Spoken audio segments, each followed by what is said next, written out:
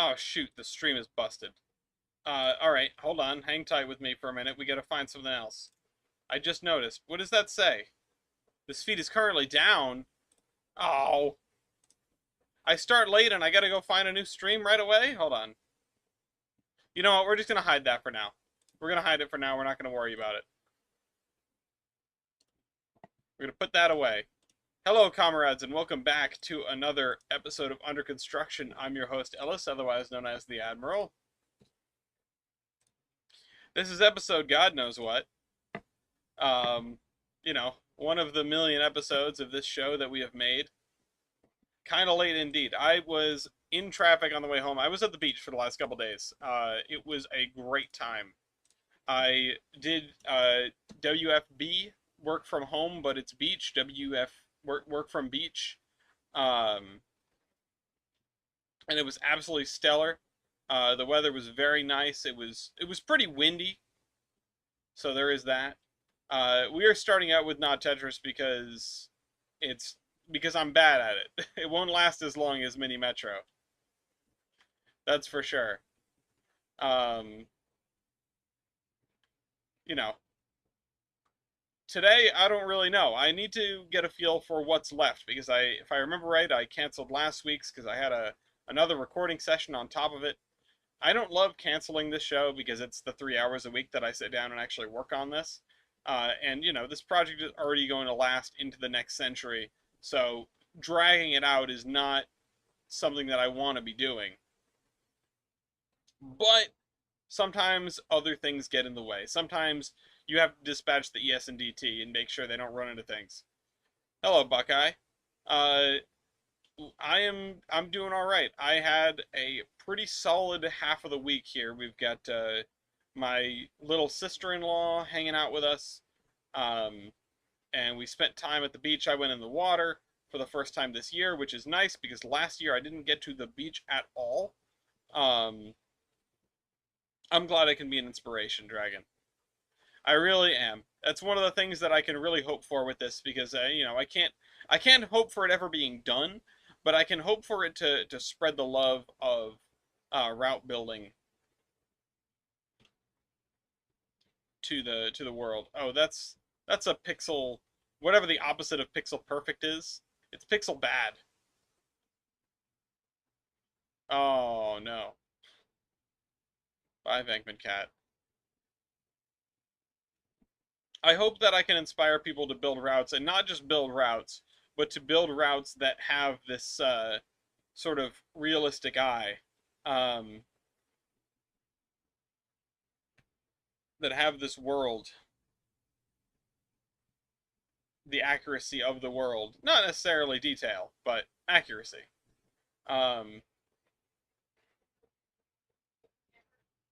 yes, that is all beach stuff. Yep. Gloria's helping me. Gloria's bringing in stuff from the car. Uh, we, like I said, spent a couple days down there. So my family has a little beach cottage. And when I say cottage, I really do mean cottage. I don't mean you know, the Newport Mansion style of beach cottage. It is a total of 4 rooms, sorry. A total of 4 rooms. It does not have a bathroom. It has a room that has a shower in it and no toilet. Because there is no central like sewer down the beach. Um, it has no air conditioning. It has no internet. It has you know, limited electricity, and it is one of my favorite places and has been ever since I was a kid because that little house has been in the family for a long time. My grandparents bought it. My grandparents bought it for like $1,400. Now those cottages down at that private beach, they go for hundreds of thousands. Even the old ones go for hundreds of thousands. Um, the toilet is the ocean, but I'm not schlepping down to the beach to drop trow in the water in the middle of the night. I'm sorry. No, there are actually there are communal toilets. There are probably like 4 or 5 communal toilet buildings throughout the beach. They're a little bit nicer than a porta-john. They're not portable, so they're just johns. They're not a porta-john, they're just a john. That isn't me making stuff up, by the way. That isn't a joke. They are called johns. Um, the toilet building. But no, I did enjoy myself down there. Again, I went mostly to just have a change of scenery, to work with some different background, because it's either I sit on a couch here or I sit on a couch there with my laptop and get stuff done, you know. Um, but it is it is very nice. In fact, it got to the point where I was at one point working outside. I brought my laptop out. I sat at a picnic table out on the lawn, or what passes as a lawn, like the area where you can park, in between our house and the next house, and enjoyed the ocean breeze while I got my work done. Can't complain, really. Honestly, I don't think I would have complained even if it was raining. It was really nice to have a change of scenery. Like, I don't think I've fully comprehended how nice it was to have a change of scenery right now. Um, but it was a refresher. And it was a couple of days. We went down on Tuesday night. We left here at probably 10:30. We got down there at 11, quarter past 11, and got settled in. And woke up in the morning, and I got set up and worked 9 to 5, and Gloria and Audrey explored the beach, took the dog for walks, went in the water, or, dipped their feet in. And then eventually when I got done with work, I went down and I went in the water myself. I went, I didn't duck my head under, but I did get out there and ride some waves, and, you know, it was nice. It was nice. I can't say it enough. And I'll probably do it again, because I only used I've only used maybe half of the mobile hotspot data that I have. See, what did I say? I said I was bad at this game, and we're going crazy over here. Um, and that's really my limitation, because my mobile hotspot is enough to get work done and like do video calls and things like that. When it starts acting up, stuff gets a little hairy, but uh, you know, until I run out of the first like 15 gigabytes of data that I have on that plan, uh, it's great. It's totally usable. It's fine. Um, and then when I run out, I learn that I can just pay $10 and get 10 extra gigabytes added to my mobile hotspot data, which is honestly not a bad deal. I mean, considering the fact that I go down there and, like, it's a vacation, but everything is all paid for except for the food. Uh, you know, I don't have to worry about anything. I've got a pass. I can park right up next to the house. I can bring the dog. I can bring the darn kid. I can bring the darn wife. It's a good time. But it was a reprieve from paperwork on paperwork. Uh, I have been dealing with a lot of stuff. Um, I've been dealing with a lot of clerical stuff. A bunch of things happened at once in my life, and now I have to do a lot of paperwork. Uh, the insult to injury was my whole basement filling with hot water. That did not involve any paperwork, though. That was just okay, we're gonna go to the store and we're gonna get new hoses, and then we're gonna dehumidify the basement and everything like that. Oh shoot, the dehumidifier needs to be emptied. There are a few things that need to be attended to when I get back from a couple days away at this house. The dehumidifier downstairs is one of them, to keep Lake Temelio at bay. Lake Temelio is there, by the way. It is actively there.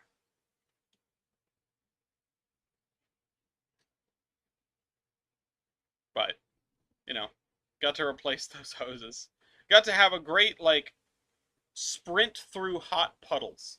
So the hot water line to my washing machine exploded in like the middle of the night. It was probably about at 10 o'clock that it happened, because I remember sitting here. I don't remember what day of the week it was. It might have been Monday or Sunday. No, it might have been Monday.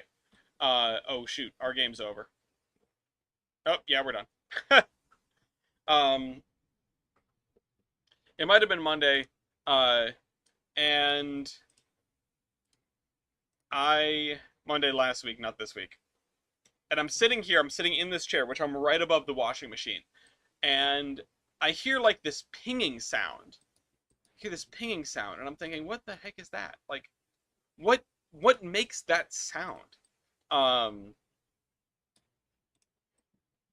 and then it kind of goes away.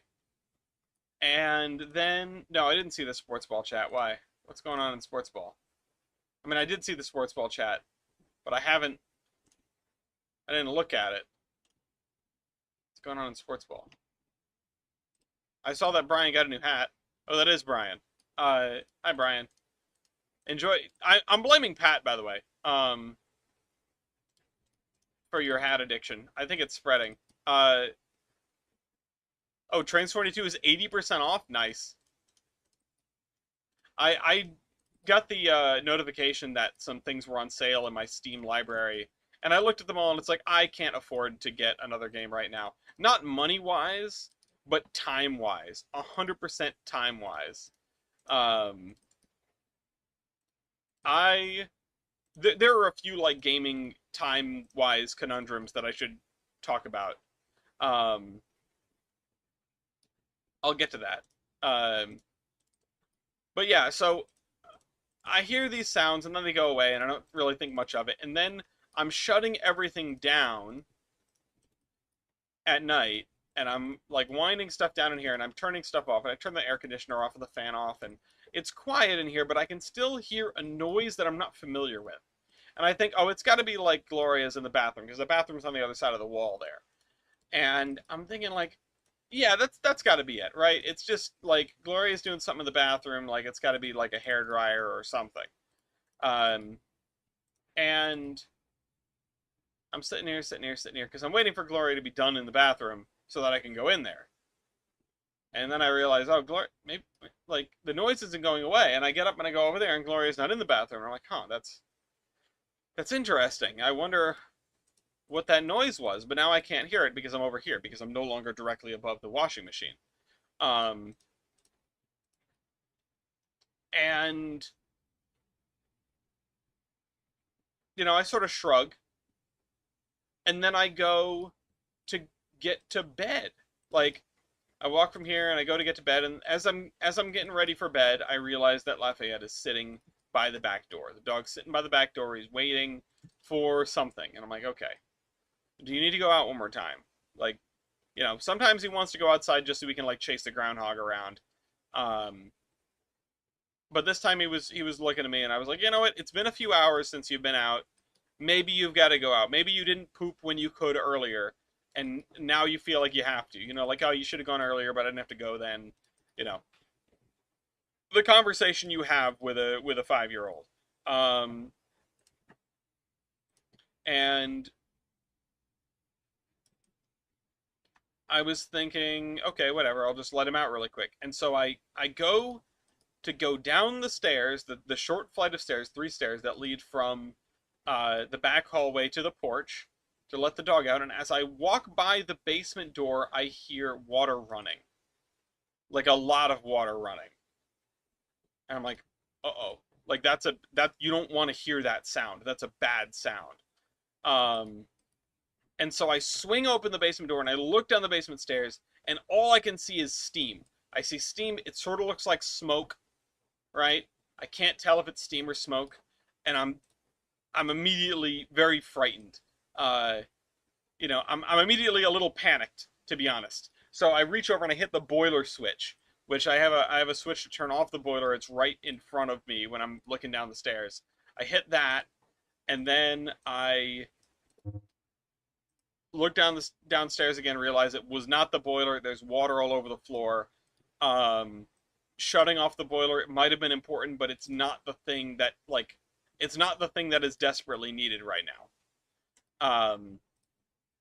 There is a leak somewhere, and I poke my head down, and it feels like a sauna, right? Because it's hot water. My hot water is 140 degrees.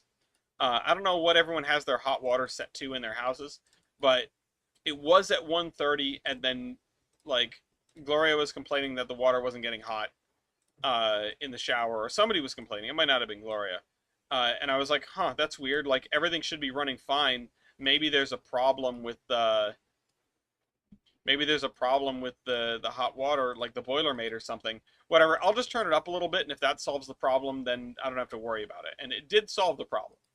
Uh, but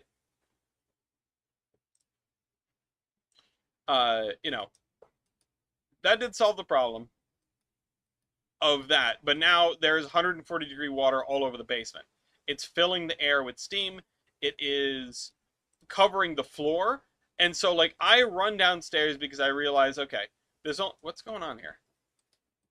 There's only one thing I can do right now, and that is I need to turn off the water. Like, whatever is leaking, I need to turn it off. And I look over and I see that it is leaking from the tubing that leads into the washing machine, and it's leaking from the top. It is spraying onto the ceiling, which is, again, right under where I'm sitting right now. Like, it was spraying on my feet. That's the noise I was hearing. Spraying on the ceiling, raining down over the washer and dryer and the light fixture and the stuff that lives in that corner, which is like the Christmas tree and some other crap. There was a TV stored over there. And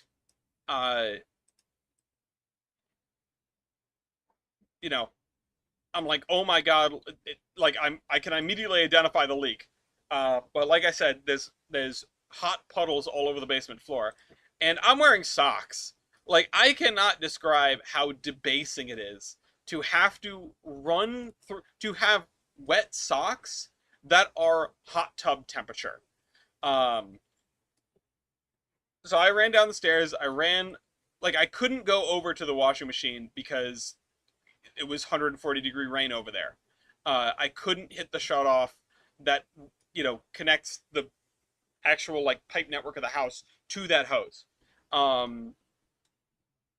So I had to run across the basement to the back corner where the shut off was. Thank God I recently messed with the shut off to make sure that it closed properly.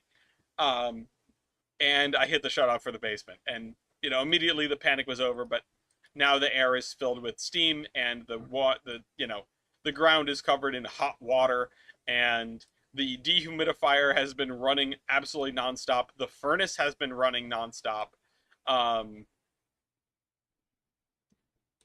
and I just need to I need to figure out next steps. I needed to figure out if I could still wash clothes. I know that's kind of a weird thing to worry about, but it was 12:30 a.m. and I was like, "Oh my god, my brain is going in 1,000 different directions. Like, what's next? What can I do between now and when I go to Home Depot to fix this?" Um, and the first thing I did was I emptied the dehumidifier and turned it back on, because I was like, all right, we're going to need you, buddy. You're going to be an integral part of the next stages of this plan, which is dry out the basement. I opened the door to upstairs, and I opened all the windows upstairs to let hot, humid air rise out of the basement. And then I started checking where the shutoffs were, and I found out that there are not very many shutoffs. I could, with the shutoffs that I had, I could wash clothes, but have no hot water in the house, or have hot water and cold water in the whole house, but not wash any clothes. Because the shutoff for the washing machine is a dual shutoff. It does hot and cold at once. So there was no other shutoff. Thankfully, I could still have heat. Not that it mattered because it's June, but I could, in theory, still have heat. Talk about being in hot water. Thank you. Thank you. Thank you. But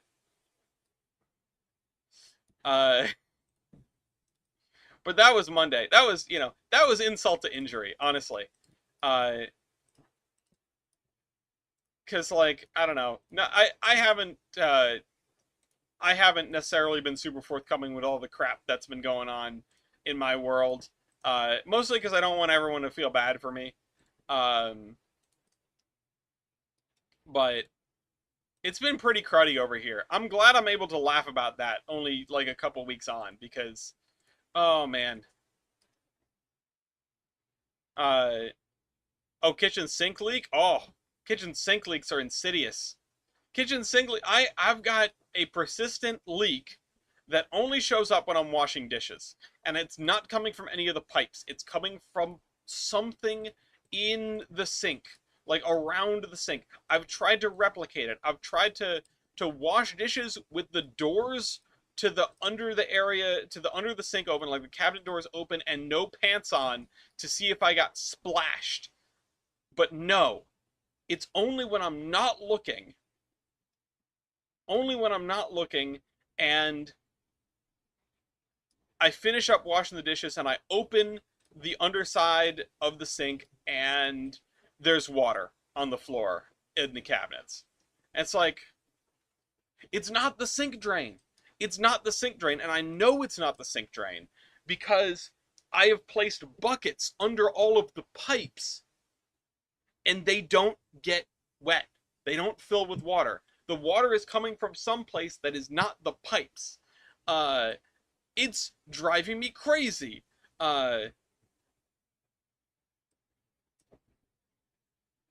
It's got to be like the trim around the sink, and when you're washing something and water splashes up against the side of the sink, the top of the sink, it comes down. We don't have a dishwasher.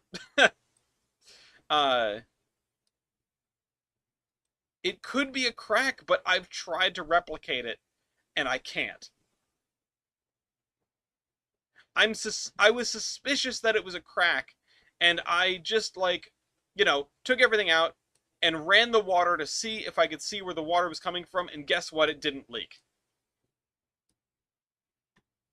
I'm gonna have to get in there with caulk or like Flex Seal just around the edges and hope that it fixes it. Um, this might be a genuine use for Flex Seal. I've had it filled up and it hasn't leaked. Uh, not like filled up to the tippy top, but reasonably filled up as it ever gets when I'm washing dishes. Uh, why not create a boat with Flex Seal? Yeah, I'll put the boat with Flex Seal in the sink. I'll fill it up. We'll see what happens. Um, it's sending me. But yeah, I mean, I had a drain incident several years ago. I had an incident where the pipe comes out of the bottom of the sink and then it hooks to the right, and right there it came undone. And the fun thing is the bin for the recycling is right under that. So it's like I would go to get the recycling and the bin would be full of water and I'd go, "What the heck? Oh no." And then I would like push it back together and then it would come apart again. And then eventually I got it back together properly. It hasn't come apart since, and that was years ago. The other one is when I replaced the actual like sink part, the the the spigot part of the sink. I don't know. I don't remember what you call it. The fixture. Um, because we had one of those where you can pull out the end and it has that like wrapped pipe where you can pull it out and then swing the end around and blast dishes. Um, and that flexible hose in there started leaking. Yeah, the faucet. Thank you. Um, so I had to replace the whole thing, and I ended up replacing it with one with a motion sensor, which drives people great, but I love drives people crazy, but I love it. Um, you can wave to turn it on or wave to turn it off. It's not like a bathroom, it's not like a public restroom sink where you have to keep moving your hands for it to give you water. It's an on off. Also, yeah, my dishwasher, my washing machine hose exploded like 3 days after we rewatched the Italian drains episode of the Bacon Line as a community playdate. So it's like, I think I shouldn't do that. I'm tempting fate when I do that. That must be what it is.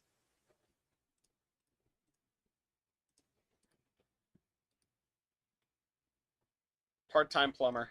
I'm also a part-time plumber. I don't get paid for it, but uh, I've had to crawl under the beach house to replace pipes.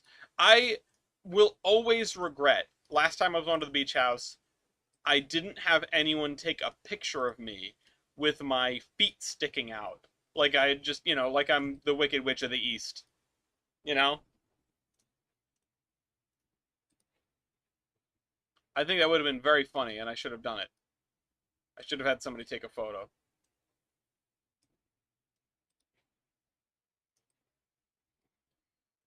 But yeah, Mopac, I certainly trust your plumbing expertise as someone who does get paid for this kind of thing.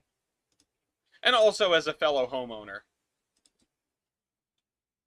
See, when you're doing things at home, nobody's paying you, so you can do it the jank way. It won't matter.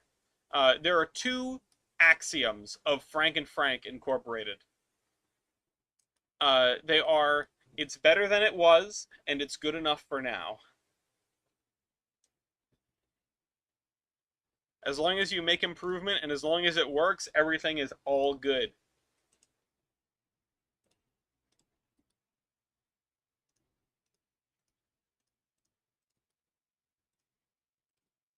See, we got plumbing stories. Matt, why are you buying a tractor? I just sort of brushed past that. I feel like I need to bring that up. Mopac, every photo you share of holes that you stuff yourself in, I get more concerned. But I'm pretty sure, by and large, every crawl space you've been in is better than being under my beach house. Uh, it ain't fixed, but it sure is different. That's so good. I love that. I'm gonna have to borrow that. It ain't fixed, but it sure is different.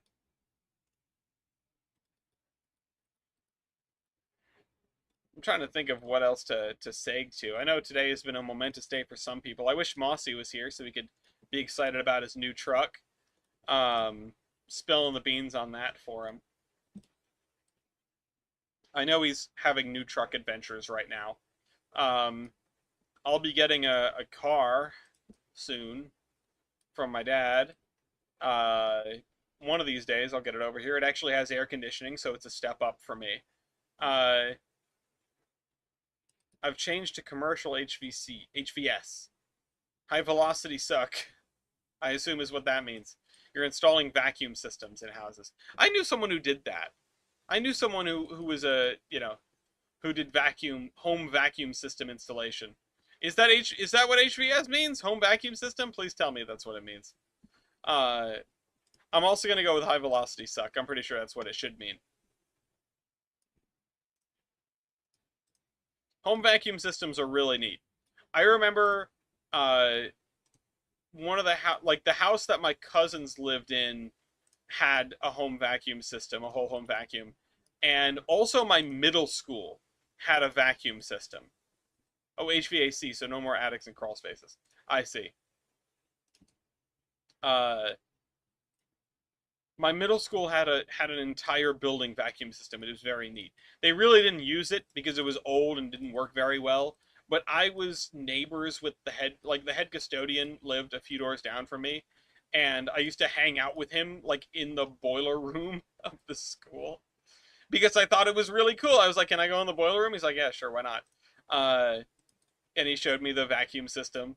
Uh, is it going to be a 3-car household? Yeah, it's going to be a 3-car household, and it's probably going to eventually be a 4-car household, uh, unless I decide to get rid of the other car. But the thing is, I received that car with a loan on it, so I'm not just gonna like give it to a friend in need. As much as I would like to, as much as I know people who could really use a car, um, because RIPTA is a decent public transit system if you live near Providence. If you do not live near Providence, it is kind of a pain in the neck. I love Ripped It to death, but I wouldn't recommend somebody use them to get around South County, for example. I am also receiving a motorcycle. No, I will not be riding the motorcycle. I'm probably just going to be selling it. I still need to get it registered and insured so that I can registered, insured, and properly titled and everything. Like I need to have all the paperwork in order um, before I try to sell it. But it's not sticking around. I have no use for a motorcycle. Um, I want like you know, I want a scooter, like a razor scooter, not like a moped. I mean like a scooter ankle scooter. I want one of those. I've wanted one of those for years. Um,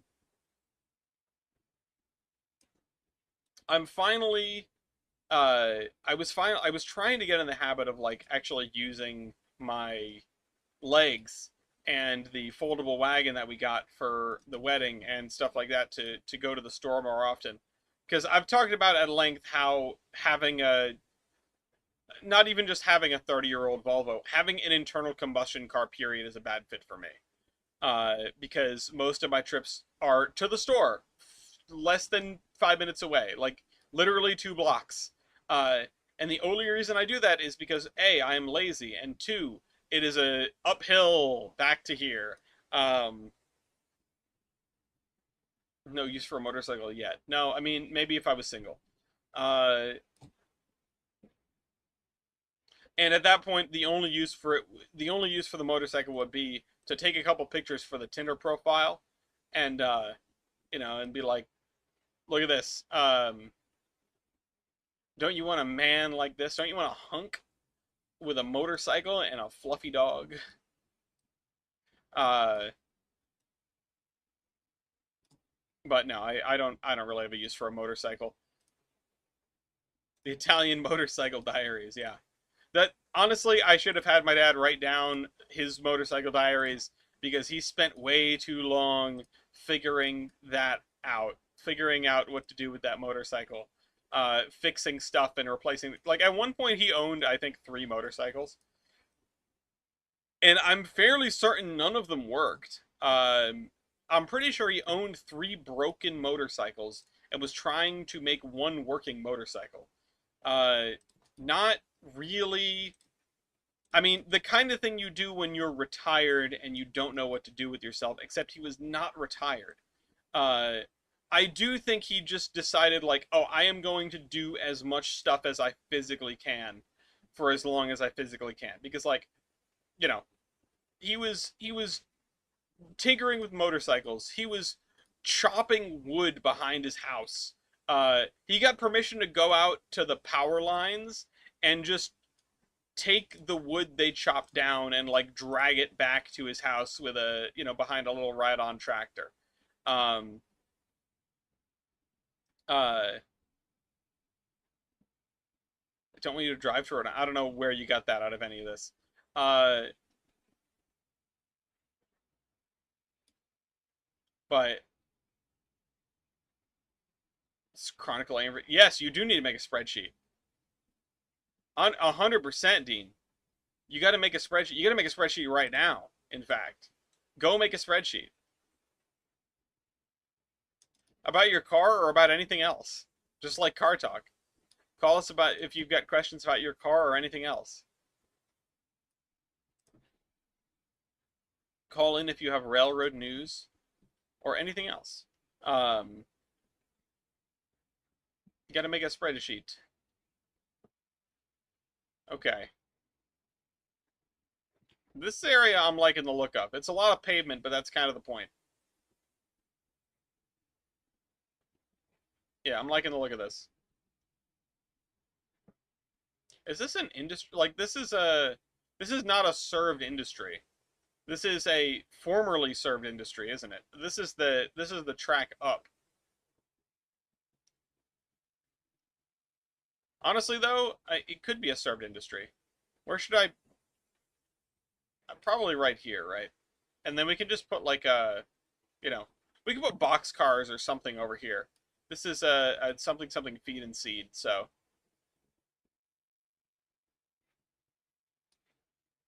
Let me grab the track. Oops, wrong button.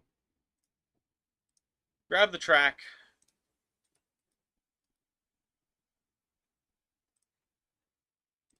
Scoot this over here. 2 spare quarts of oil and stuck the receipt in my car folder. Oh, look at you buying singular quarts. Is that a flex? I only buy the 5-quart jugs. I am past the point of it ever making sense to buy singular quarts. I unfortunately can only buy the 5-quart jugs for it to make any sense at all. I need all those quarts. By the barrel, yes.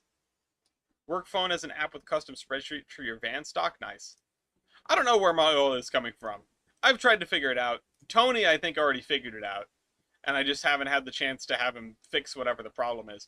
He probably doesn't feel like fixing it, because it's probably like the valve cover gasket or something. Some big expensive gasket that we've probably already replaced once. But, you know, even the new old stock is beat to ever-loving hell. 2 quarts less on the next oil change. See, I also don't have a great way of keeping track of oil changes anymore, because I don't have an odometer, and doing it seasonally is one of the fallbacks that my dad always taught me, like do it twice a year. But I don't drive enough. I don't drive enough. Like so many other things in your car, you know, replacing your oil is pretty dependent on your mileage. There are very few things that you're just going to replace, like, by the calendar year or month or day. And your oil is, you know, 3,000 to 5,000 miles, depending on various things. Some, you know, synthetics and newer cars can sometimes go longer. I've heard of 10,000 miles, but those are with fancy dancy synthetics, and I can't do that. But even still, like 3,000 miles is twice a year, maybe, for me. Probably not even that. I was trying to do the math on how much I drive the wagon, and it's not a lot. It's really little compared to, you know, because I don't have a commute. Oh, you saw the movie Christine recently. I want to see that. I do want to see Christine. It's sort of on my list, I guess. If I had a horror movie want to watch list, it would be on there. Partly because I find the concept intriguing, partly because it's Stephen King, and Stephen King is pretty good at these things. But also because, and I'm not sure if everybody caught this, because I said it once on the Ghostbusters subreddit, and I got downvoted. People did not appreciate my take. But in the most recent Ghostbusters movie, Frozen Empire, there is a ghost called the Possessor. Its name is Christine. A moose bit my sister. There's a little possessor ghost. It's a little red thing that jumps into inanimate objects, and all it does is horror movie references. And it jumps into Ecto 1 at some point. And you get a little Christine homage with, like, the headlights lighting up red, and it tries to run them over in the firehouse or something. Sorry, spoilers for Ghostbusters Frozen Empire.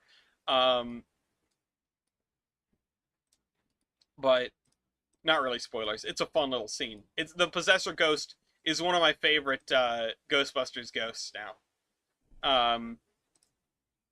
Because it just does horror movie references. Like, it drives a tricycle around, it makes a TV go static. I can't remember. I wish there should be a video with all of the little things the Possessor Ghost does.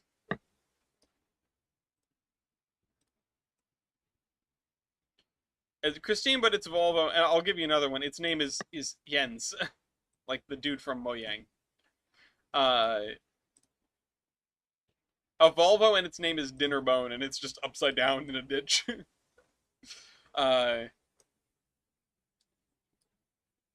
Sometimes it be like that.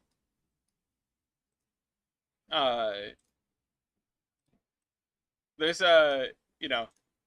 there's a great video that I found on Reddit of these dudes taking their Volvo like 960 wagon or something and going drifting in the snow to some cool music, and it's so fun. I love that video so much. Um,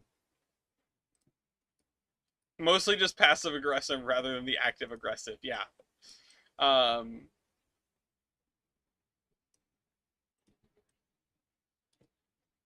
I think that describes my car in some respects. The passive aggressive.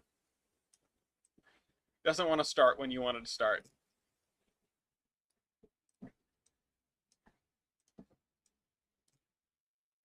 Okay.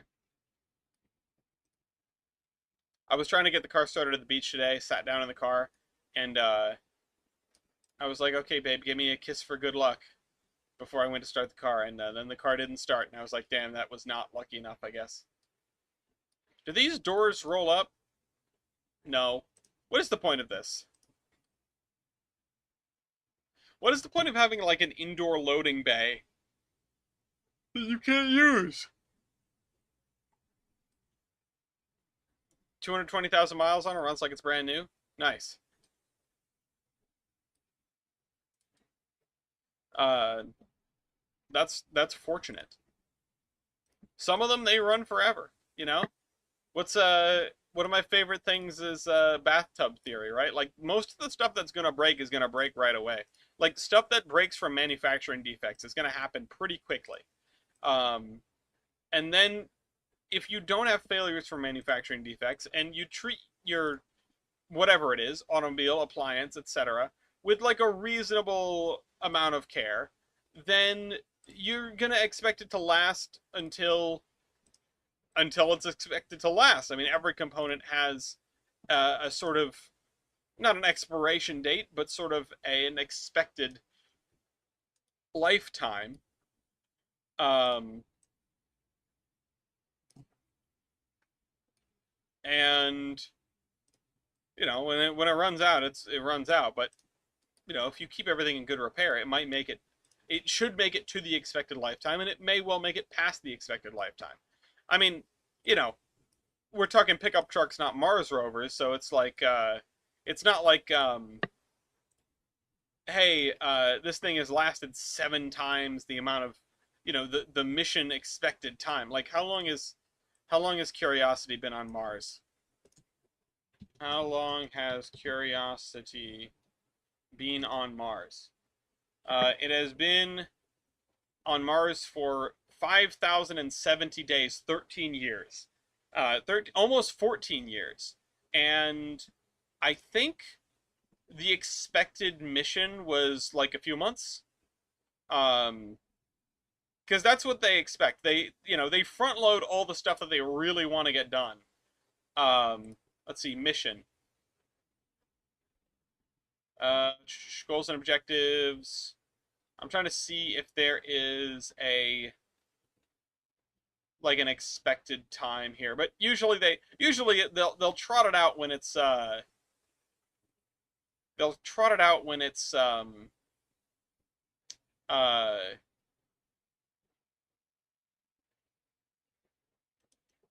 you know, when it finally dies, they'll say like it exceeded its mission by X amount. I think what was the one that died not too long ago? Well, it was long ago. It was while I was a kid. Um,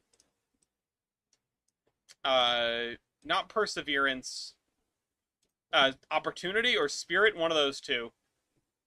Um,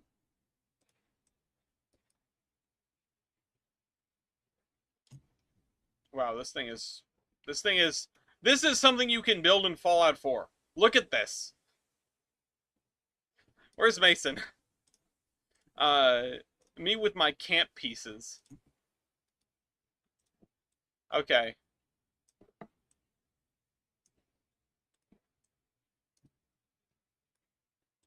Anyhow. Yeah, which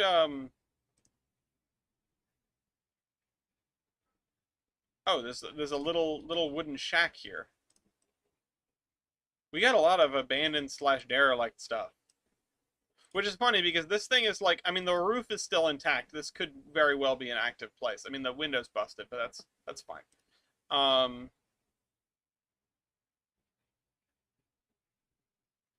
oh wow, I did get a bunch of abandoned slash derelict stuff recently. Um, I hope your car does not fail horrendously while you're out chasing a train. Or if it does, I hope it doesn't in a way that makes you unsafe. I hope that it is a like a timing belt or something, and then that's it, you know, and you can just coast to a stop. Which, if you have an interference engine, maybe that won't happen. But I had a timing belt snap on me, and I have a non-interference engine, so I just coasted to a stop. And then I was like, "What's going on?" And I was just cranking the car, and nothing was happening. Uh, and then I finally got it towed in and learned that it was a timing belt. But thank goodness for the B230 engines. Those things are incredible, and they rarely break, and when they do, it's not so catastrophic, which is nice. Um, Timing chain gang. Yeah, well, I mean, timing chain is good for longevity. Certainly. Um, yes, red block. Red block good. Highest mileage passenger car in the world. I always like to trot that out whenever I get to talking to somebody about cars. It's like, oh, did you know that the highest mileage passenger car in the world is a Volvo sports car from the 1960s? 3 point something million miles or whatever it is. Um, from the Volkswagen T-Dyna, it keeps vomiting up the serpentine belt. Oh, that's bad. That's not good. Um, Keeps implying it's done it more than once is quite concerning, actually. You really don't want that to happen once, much less more than once.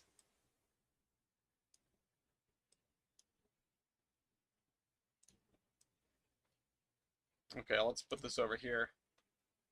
This is actually a nice looking house. 5 times I would get a new car at that point. I mean, I hope it's under warranty. Like if you can deal with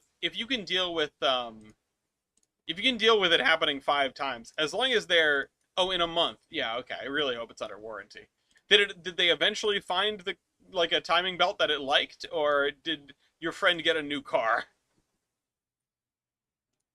Because it might be possessed. Uh, Sprinkle some holy water on it and see what happens. Um,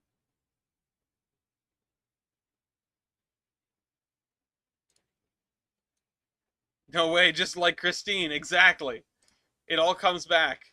Yeah, and I was gonna say pulleys. Definitely a messed up pulley is where I would go, where my mind goes when it's throwing out belts. Just replacing the belt probably isn't going to solve the problem. Did the 2011 are the 2011s known for hating their serpentine belts? Is that it?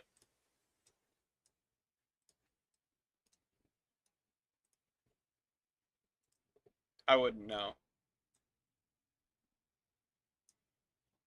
No, I'm an idiot.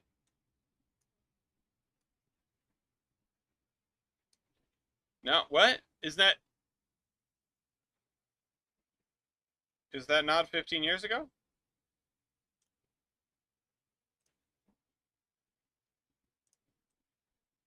Yeah, I would replace them pulleys. Uh, Dean, you had me for a minute there. Don't do that to me.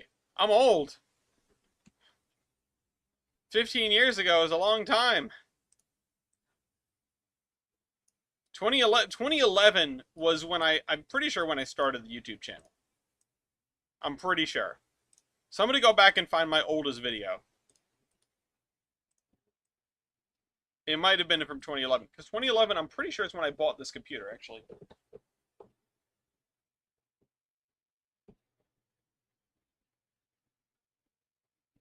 It doesn't say when it's from.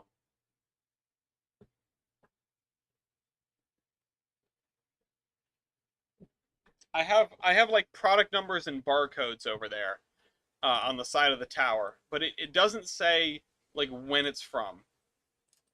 Matt, don't say that. It should be illegal for you to tell me that, Matt. Um, keeps fixing it because of the diesel and it's cool. I mean, Godspeed. Like, keep fixing it by all means, but don't just keep throwing belts at it. What's the meme? Uh, hold on.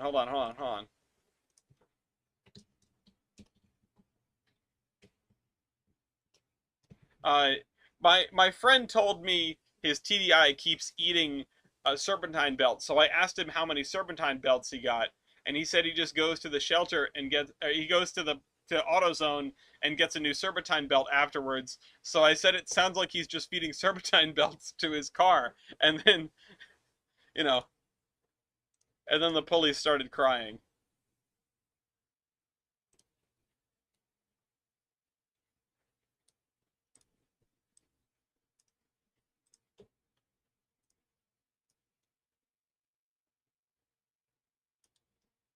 Okay.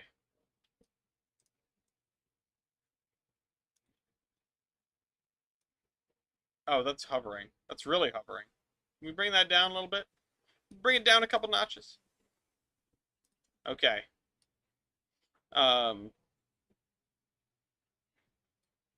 Mopac.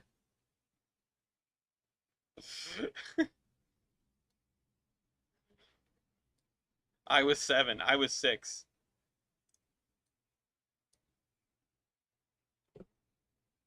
Uh, okay. I'm gonna have to start filling these in with texture at some point, but I'm really enjoying doing this. I'm really enjoying building the ghetto. This is kind of fun. This is really, like, bizarre and weird, but the rest of this is a lot of fun.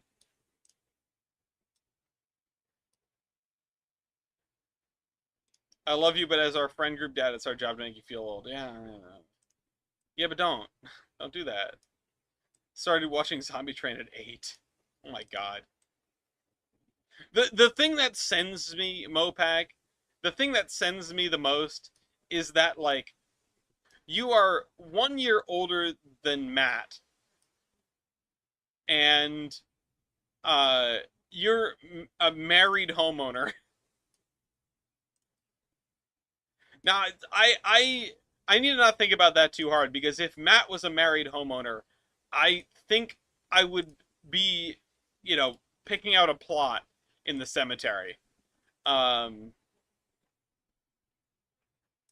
like, I don't think there's anything else that I could feasibly do at that point. I would that like that's my only recourse.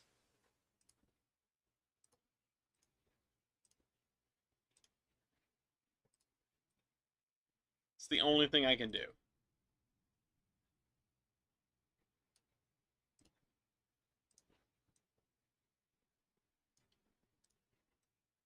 All right, I think I'm gonna line up just like a bunch of these nicer houses here.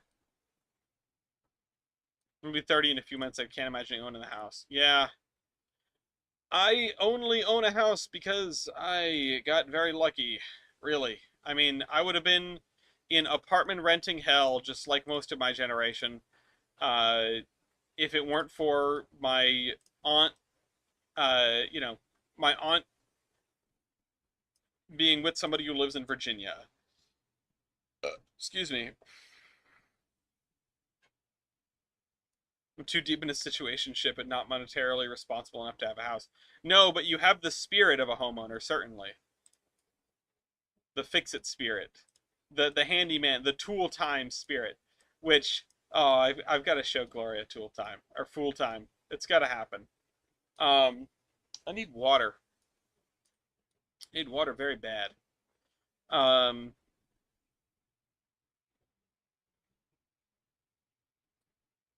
yeah, I mean, no, I mean, housing is crazy expensive.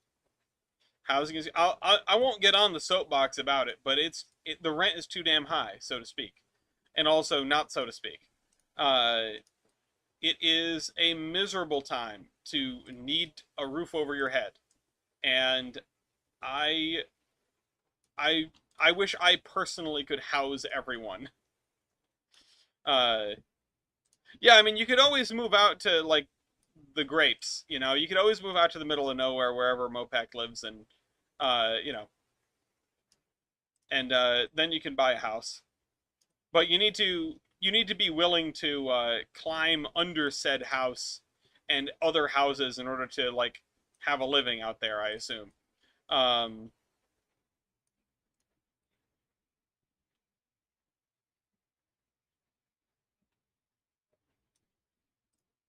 I hope you realize you did trains route building and spreadsheet working. That I watched it all through middle school and then started majoring in accounting. uh, I mean I'm happy to be an inspiration. Meth capital of America? Hell yeah. Come for the meth, stay because you sold your car for meth. It's got to be somewhere, right?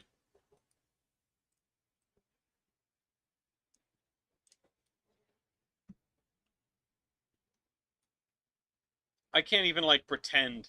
I can't pretend that it's even remotely affordable over here. Uh, it's bad. It's bad, and yet there's a house at the end of my street that's been for sale for like weeks, and I'm wondering what's wrong with it because houses do not stay on the market that long unless there is something wrong with them. Um, don't take that. Listen, listen. You two can fight over it, okay? You two can fight over it. The meth capital of America and the heroin capital and the opioids capital, all that. You know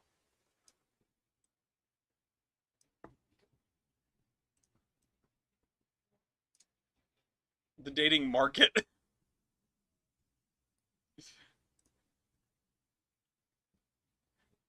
I'm not sure if that's the word you were looking for. I mean, is it? I don't know. I haven't. Is that the proper vernacular? Now I'm second guessing myself. Dating market, maybe. Met some lovely tweakers in downtown Mount Carmel. Nice.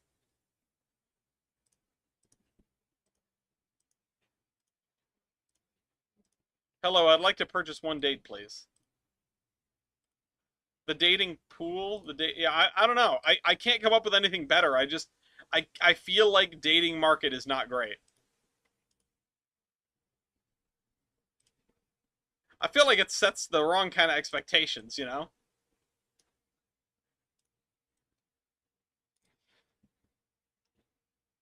And I don't even mean like you know, I'm not even meaning in like a owning people connotation. I'm just mostly meaning in like a possessiveness kind of connotation. Okay. Got more stuff.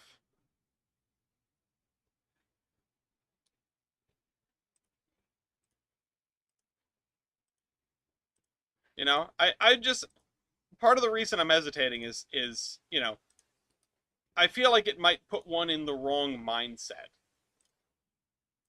You know, shopping spree game shows accept its mail order brides. Yikes. Oh my god. It's raining. Well, you know, you put the you know, it's raining men, right? You go into the tube and they just sort of flutter down from the ceiling and you grab as many as you can. Um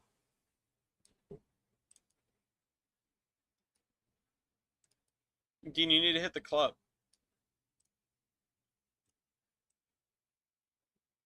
It's just it's not, you know, it's it's tough to be in a public space and be searching for a partner that way. You know, because it's like, you know, the barista, the waitress, they're not there to get hit on. They don't want to get hit on.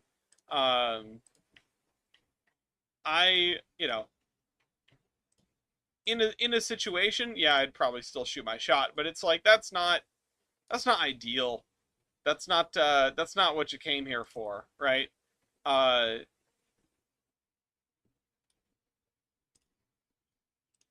and you know, at the same time, online dating is a pain in the neck. I mean, it's a big pond with a lot of fish in it, and you know, even even if you do even if you do end up you know getting hits, so to speak, it is really easy to disengage with somebody. I mean, most conversations on a dating app are going to end after a couple of sentences. Uh, and it's not fun, and it's just, you know, it's Tinder is no eHarmony, and eHarmony is not great either. Uh, there's there have been no dating sites that I've thought like, oh, you know what? That seems like it would work. That seems like a good idea. Like speed dating stuff, that seems more like I don't know if I'd be more game for that, but it seems like the kind of thing that is the right sort of setup. Everyone there is there with the same thing in mind. Everyone there is, present and giving their attention to the moment at hand, to the person at hand. Um, and you know, and also it's speed dating, so it's kind of a crapshoot, and it's like, why, where do you even find something like that in the modern era? Uh, I mean, I hope Gloria walks in right now too. I'd love to get their insight because like Gloria and I met through a mutual friend who brought them over here. Well, if you go far enough back, we met when Gloria was crushing on the cute kid at the cafe at the carousel, and turns out many moons later that was me. Um, Square dancing. Yes, you gotta hit the. I mean, the functional equivalent of the club. Uh, you go to a space where people are about finding a match, or at least testing the waters. Then you shoot your shot. You know, you put yourself out there. You be your best self. You shoot your shot. Um, and like the weird middle ground to this is, and this is the sort of thing that I recommend, even though it's not really the time and the place, but it is proof that you are not on a one-track mind. Um, is go out into the world and do hobbies, get involved with things, meet people organically through those hobbies. Don't just stay home and play games. I mean, pot calling the kettle black here, of course. I know. I'm not someone who necessarily goes out and does a lot of things, but I'm involved in volunteer orgs. I, go to events for these volunteer orgs. Like, sure, one of those events is the Big E, and that's not exactly a prime place to find, not exactly a prime place to get a date, certainly. But it's that sort of thing is what a person should be aiming at. I think. I think in my limited uh experience in the dating world, I feel like that's where you go. You married your eighth grade. That's really cute. That is really cute. Marrying your middle school sweetheart even is adorable. And honestly, the only thing I have to say to that really is it's a social place. There's the latex women.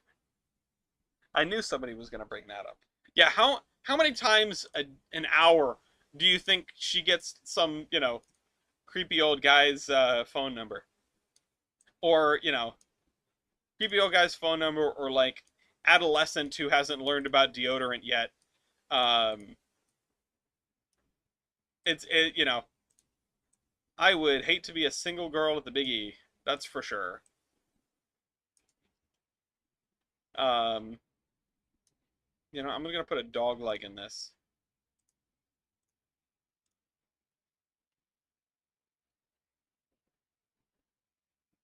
Creepy old guy who hasn't learned about deodorant yet.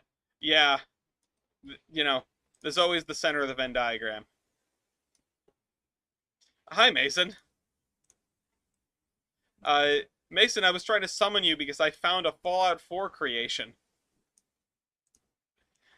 Here, check this out. I'm pretty sure you could build this. Uh, It is abandoned derelict wooden building 3, sunken into the ground a little bit. I'm building the ghetto. Oh, I really need water.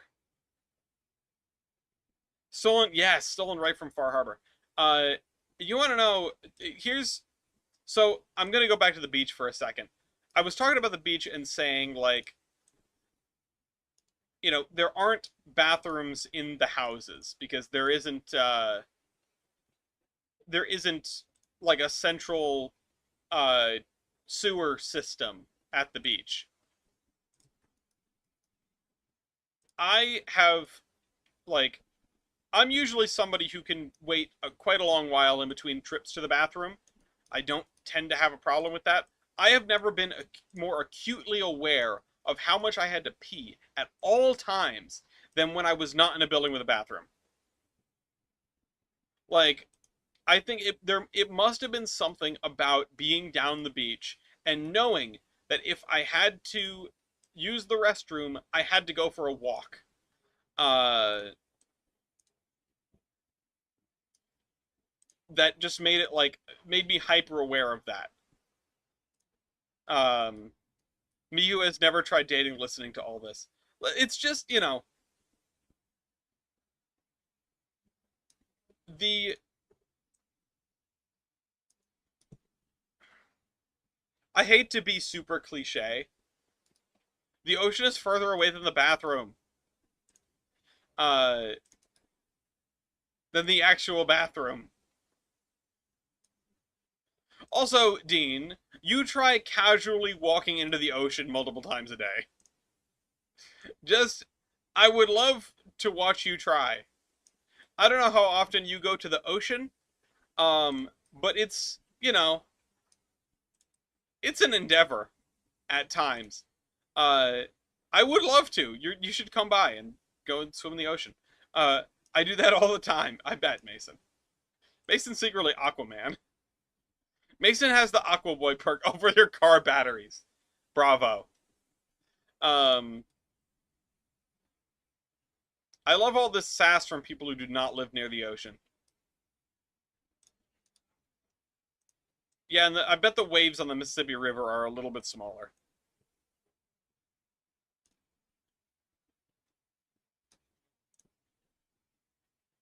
Just throwing that out there. Um, anyway, Great Lakes though. Yeah, I mean waves on the Great Lakes can be pretty substantial.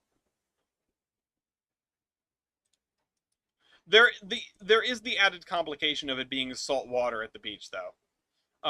It's kind of weird. Uh, and I have never gone to a beach on the Great Lakes, but I was reading a post from somebody who went to a beach on like Lake Erie or Lake Michigan, and them feeling just weirded out. Somebody who went from New England to one of those beaches, feeling weirded out because like there's waves, it looks like the ocean, but it doesn't smell like the ocean. Something is wrong. Counterpoint barge waves adds flavor. Yeah. Um, it tastes irony. Um,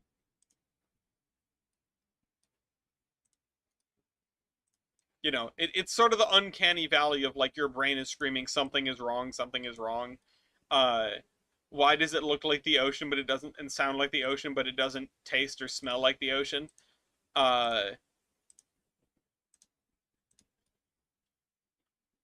Ironic, yes. Um, counterpoint. I jump into one of the various giant lakes formed by all of the dams all over Colorado. Well, that certainly is something. Ironic.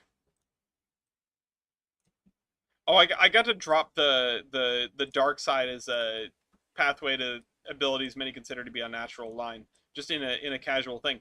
Um, so last night, as I was sort of letting everything wind down, we're sitting at the beach house. Gloria's watching TV.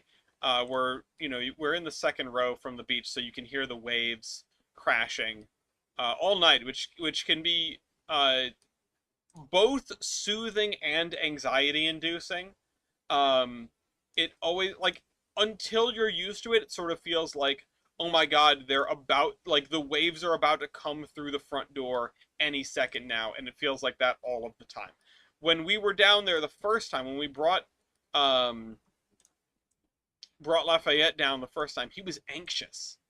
He was anxious at night because you could hear the sound, and it sounds a little like thunder, which usually doesn't bother him, but it was incessant. It wouldn't stop. Good evening, Mossy. I was just talking about you a few minutes ago. Uh, are you enjoying your new truck? But yeah, Lafayette is a poor baby. Um, he was. I think I'm just gonna like add pipes over here. Uh, Here, I have some pipes. There we go. More of the ghetto. Uh, and I spent like maybe an hour writing a comment on Reddit to someone who said the magic words. Um, Said the magic words. Somebody asks, let me see if I can find the post really quick. On r/unofficial railroader, which is the railroader subreddit, they asked, map mods that work together, question mark. I played one good run about a year and a half ago and really enjoyed building out my map with some good mods. I recall there being some compatibility issues. I had all of Foxy's mods installed plus a few handpicked others. Is that way a good way to do it still? I see several mod creators with similar sets. Is there any particular that are complete? It's very overwhelming now with over 300 to choose from, and I've been letting this hold me back from a fresh run. I saw Admiral Ellis's list, but that seems a bit much. I enjoy delivering materials and building out the industries and have no problem with busy days. Thanks for any suggestions. Um, and so, like, my radar immediately went up, and I thought, this person mentioned me. I must respond to this post. And I wrote out a long post, and they wrote a long response. And so then I sat down and like wrote out this essay, this like 6-paragraph marathon essay of a post. A couple of times, Gloria was like, "Are you still writing on Reddit?" I was like, "Yeah, I am. I'm just, somebody asked, somebody said my name. I had to show up." Hello, Kaiser. Okay. This is exhausting. This right here. This is exhausting. I should go do something else. I don't really like, my head is not in the game. I might end up wrapping this. I know we started late, but I might end up wrapping early because I'm hot, I'm tired, I'm thirsty. I'm happy to be home, but it is sort of like I just rolled in from vacation, and uh it's like just rolled in from vacation and then started streaming, which is pretty much what happened. It's what it feels like. It's not, I don't know, it's a weird feeling. I'm sorry to hear that you have an abscessed tooth. That's really miserable. That's really, really sucky, and like, damn. I hope you can get it removed, right? Or do you have to have it filled, or do you have to have it removed and then filled? Um, Either way, that's miserable. Anything to do with dental work is miserable. Anything. Uh, the thing on Reddit was I was being asked about somebody. I wasn't specifically being asked. Somebody on Reddit asked about uh, railroader map mods that work together, and I was like, this seems like a question that I'm able to answer. Uh, Root canal. Oh, I have not had to have a root canal, thank God. I had to have my wisdom teeth removed, which sort of explains a lot about my mental state. But you know, for the most part, I've done all right as far as tooth problems go. I attribute quite a bit of that to the fact that I have, even if I haven't been great at flossing, I've at least been pretty diligent about brushing my teeth for my entire life. Um, there is, and also like I don't drink soda. Uh, I try to stay away from like super sugary stuff. You know, you can that stuff pays dividends in ways that isn't like it might not be immediately obvious and like you don't really want to listen to because you like sugary stuff, and you don't feel like brushing your teeth. Uh, Root canal, cap, and tooth pulled all in one visit. Hey, at least you're getting it done in one visit. I really hope that holds true. I hope that. Oh shoot! I hope that you do manage it in one visit. No, I don't drink beer. I don't drink alcohol. I am a teetotaler. I'm boring. I don't drink. I don't smoke. I don't do anything like that. Uh, Unfortunately, I don't live near Mopac or Matt, so I don't do math. Um, I drink water and ginger ale and juice sometimes, and I'll branch out to other sodas when I get my yacht clubs, which I haven't done in a while. I wasn't really in the financial position to splurge on local sodas for a while, but might be getting back to that. Also, it's summer, so it's nice. Um, it's nice to have a soda. But yeah, no, I don't. I try to keep it to water because like water is good for you.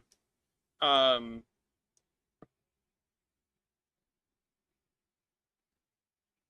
Insane about wine. Whole corner of the basement filled with wine. Don't tell Gloria. Um, and yeah, I have found that dental procedures are less bad than everything surrounding them. The lead up to them and the recovery from them are worse in that order than the procedure itself. Um, yeah, I can't picture me drunk either, and that's probably a good thing. I'm bad enough sober. I am bad. That's what I'll always say. I'm bad enough. There's nothing I need to learn about myself intoxicated. Uh, I'm happy to be token responsible adult. Um, I find it hard to drink water. It all has a taste. Yeah, well, all water has some kind of taste. It's the kind of thing that you know, it's I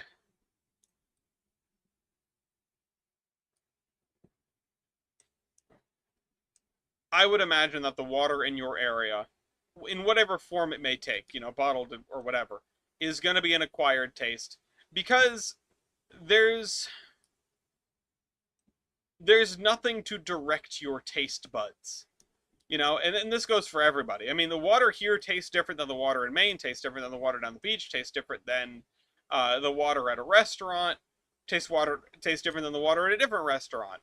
You know, um, I've found that water being very cold, iced, does a lot to what's the word? Does a lot to sort of replace the taste with something else. The taste is the temperature at that point. Um, if I stopped taking my ADHD meds, I'd probably have a similar outcome. Damn. Drink the water from my fridge, and that's the good stuff. Do you have a fridge with a water dispenser?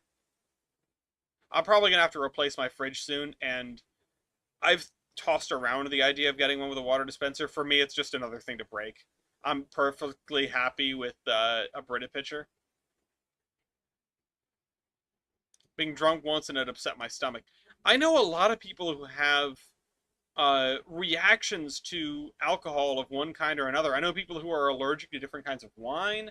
I know people who like beer doesn't sit right with them or liquor doesn't sit right with them, and not just like in a drunk sense. Um, Alcohol is a pretty broad spectrum of things.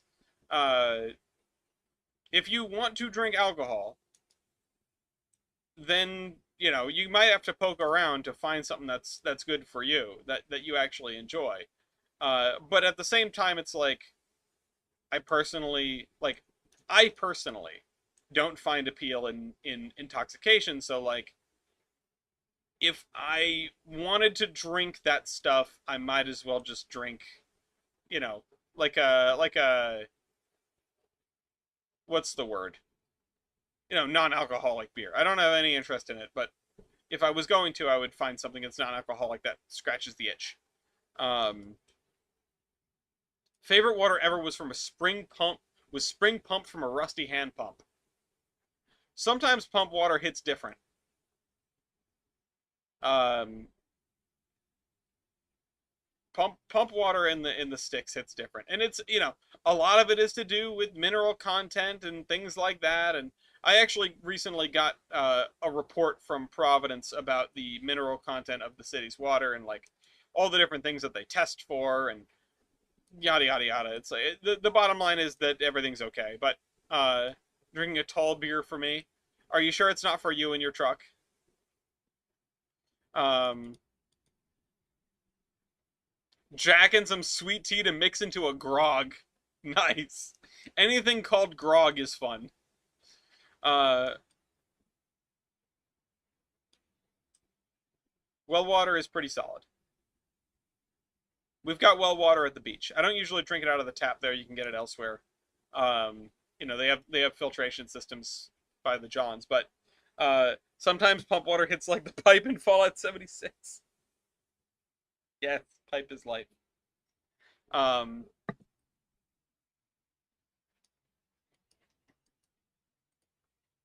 uh,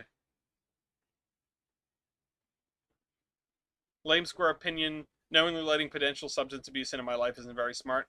That is, that's a it. That is a reasonably cautious take. Certainly. I'm trying to walk a line here because I don't want to. I don't want to like talk down about anybody who drinks. I'm not, I'm not fussed by people who do. I'm around plenty of people who drink on the regular. And like, while sometimes I am annoyed at the antics of drunk people, uh, I don't, I'm not holding drinking against anybody. Um, you do what you want. Uh, is skyline in the city, or is the line in the sky lining with the sky of the lining of the city? What is this? Cadiz, what are you doing? Uh, yeah, my broken stained couch bed.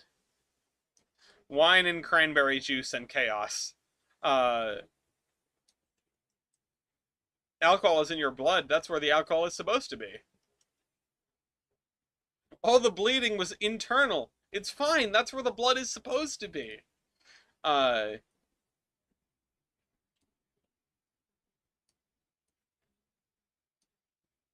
okay.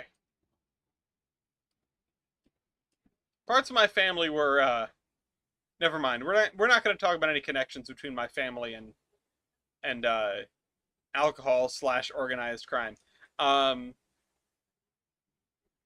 I'm giving you the once in a lifetime opportunity to be a public relations director to Cadiz.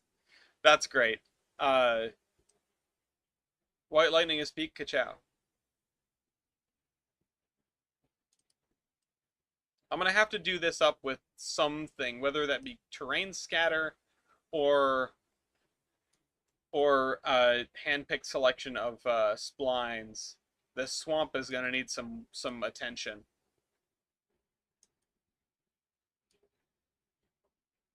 Most Irish American family thing to say. Uh, Vague ominous family lore. Listen. A story that I don't tell very often is that when I was in Portland, Maine, back in 2018, I believe, I was in the train station, and I was identified as Italian by a man who was there, and he asked me in no uncertain terms if I would like to join, quote, my brothers, moving money and alcohol and prostitutes. And that is the end of that story. Uh, White Lightning gives you four-wheel drive. Not everyone in Rhode Island is connected to the mob. We've got a lot of Portuguese here. Uh,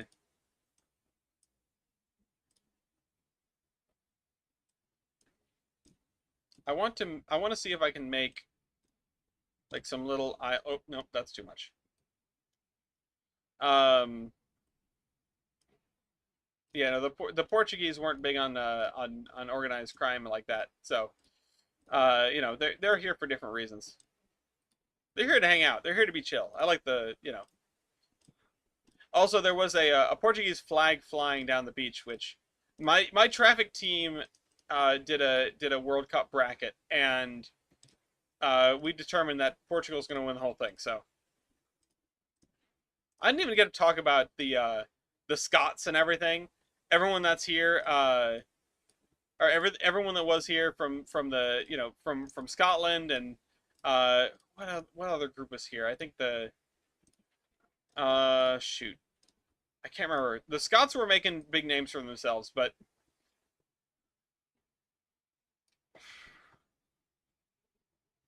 you know, uh, folks that have come in for the World Cup have been having a great time, and that makes me happy because I love to see people coming to my neck of the woods and having a great time. They don't have to worry about the housing prices. Uh, Makes life easy for them.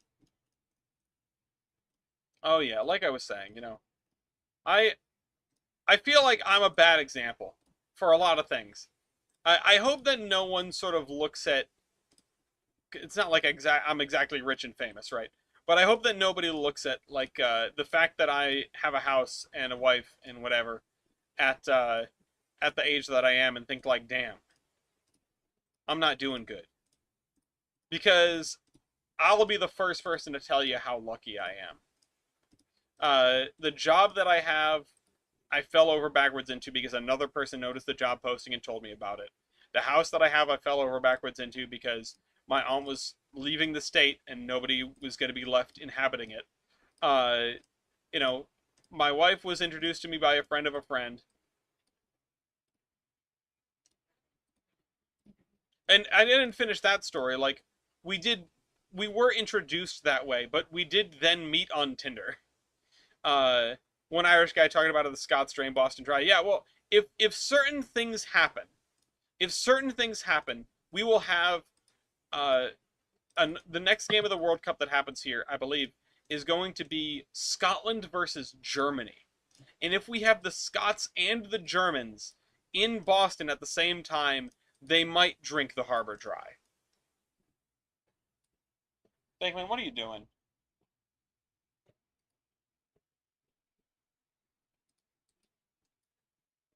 I don't drink except sometimes ginger ale, but also I fumble my way into everything good in my life. Yeah, I mean, yeah, exactly. That's true. I also, applied to Rensselaer early decision.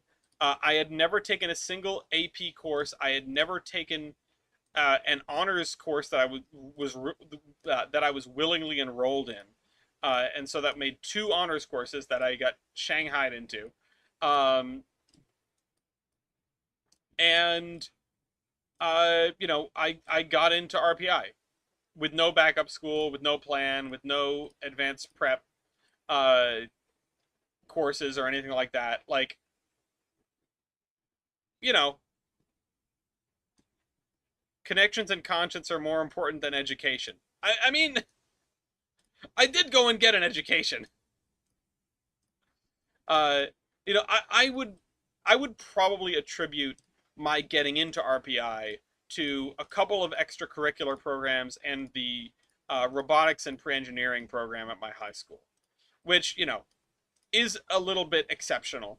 Not every high school has something like that. We've got a handful of these career and tech programs in the state, and ours at Cranston West was probably the best uh, for robotics, pre-engineering and robotics, because we the particular category we were in, we kind of dominated every year that I was in school.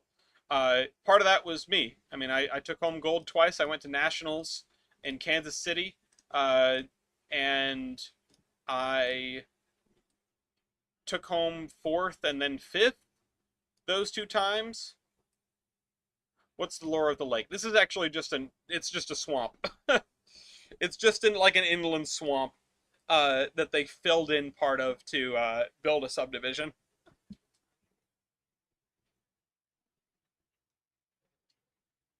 Put a porta potty in one of the islands. Yeah, hang on, hold on.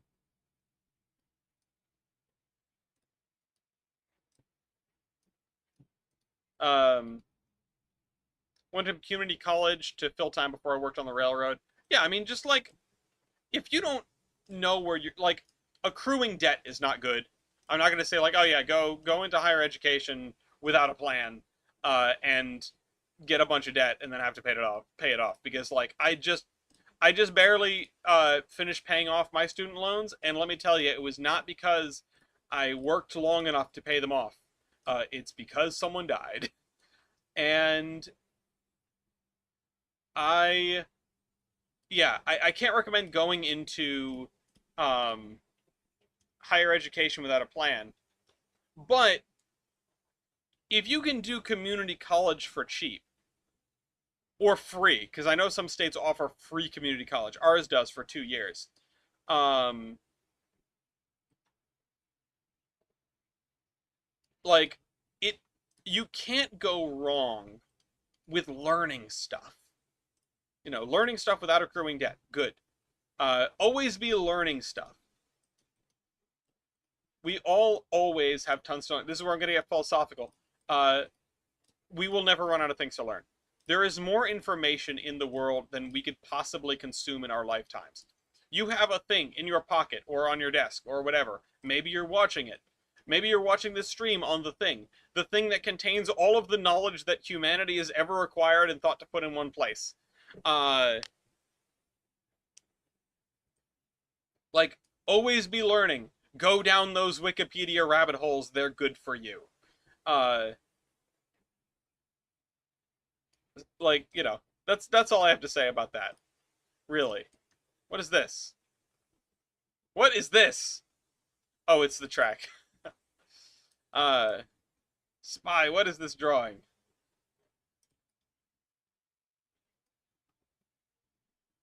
Community college for the Pell Grant.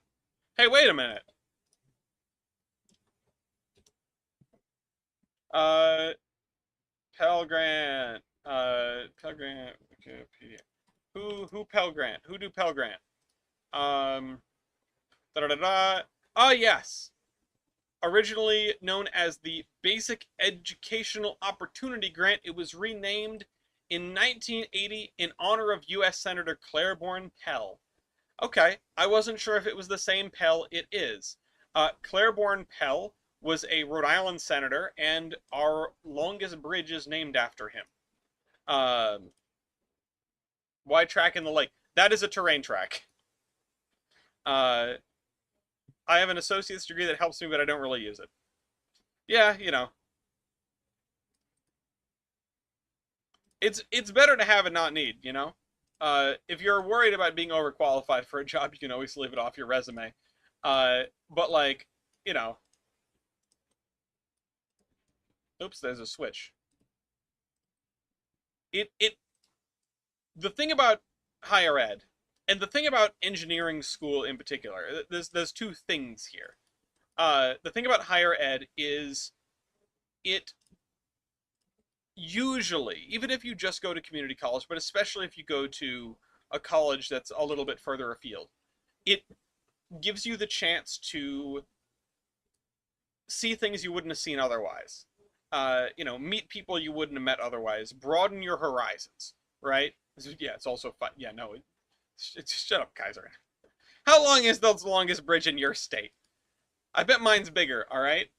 And it's not how you use it. Uh, uh, Sorry. Hello, Pat.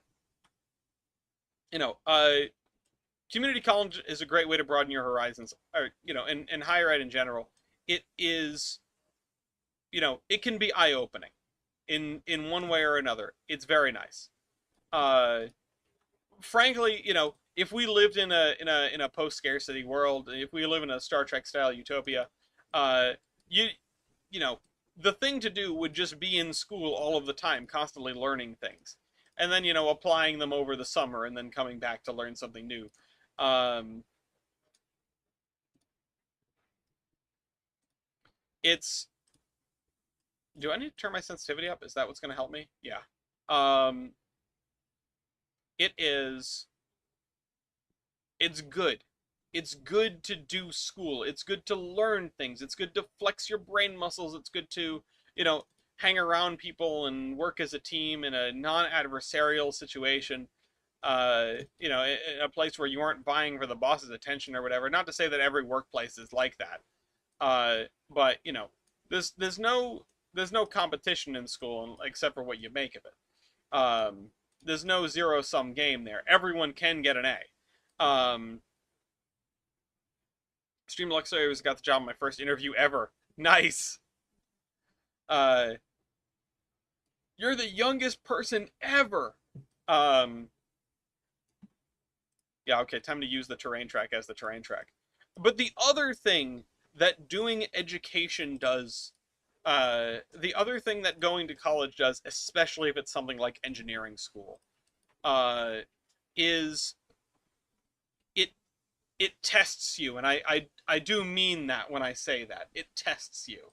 I know that's kind of a weird way to put it, but okay, I need to see the gradient on this. Engineering school, at least in my experience, and again, this is not a universal thing, but this is, oh, this is 1%. Holy cow. This is something that is at least applicable to most higher ed, and most school in general, but higher ed in particular. Engineering school specifically. It is a check to see if you as a person are capable of finding and storing information with a reasonable quickness. It's not so much how you know, or what you know at the end of it. How you know, yeah. It's not so much what you know at the end of it, but how quickly can you learn stuff. Because the thing is, especially in engineering, but in plenty of other fields, the things that you learn in school are not the half of it. You are getting a base level, this is vaguely how your field works. Now go forth and learn. This is enough to get you in the door in the career of your choosing. You're going to figure out the rest when you get there. And boy, is that true in traffic engineering. And I assume it's pretty true in basically every other kind of engineering, and I assume it's pretty true in, I don't know, like every field ever. Your steel structure design professor did the fire investigation after 9/11. That's crazy. I'm gonna hesitate to say anything goofy about that because this is the internet and Poe's law. The thing about acting like a fool is the fools start to think they're in good company. And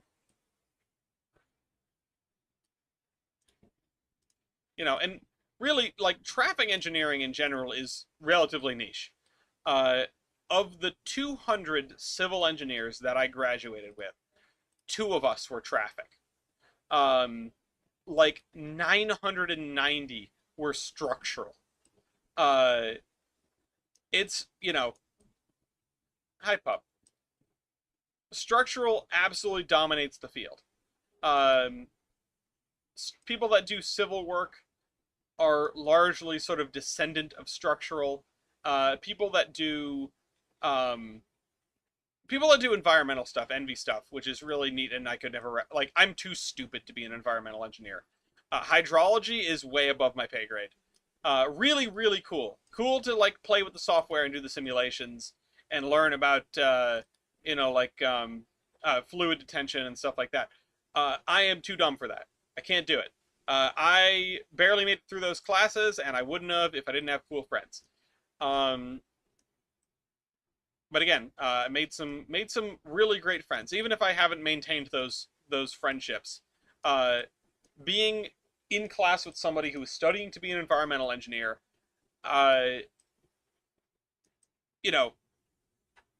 meant that I got to learn. I got a window into that, and I got somebody to help. Yeah, structural's hard. Nobody at RPI had it harder than the architects, and I don't really know why. But they like never left their building. I don't know what they were doing in there. I honestly don't know if I should ask.